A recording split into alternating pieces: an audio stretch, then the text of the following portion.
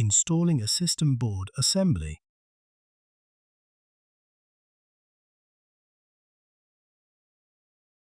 Align the contacts on the system I/O board with the slots on the processor board, and then use both hands to push the system I/O board and slightly insert it into the connector. Fasten the screws to secure the system I/O board to the supporting metal sheet. Hold the front lifting handle and the rear plunger on the system board assembly, and then lower the system board assembly into the chassis. Slide the system board assembly to the rear of the server until it snaps into position.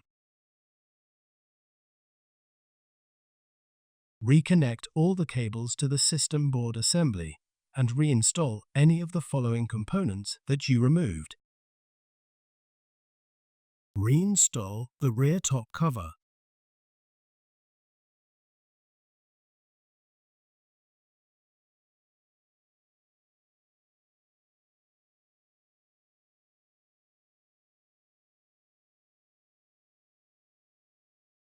Reinstall the front top cover.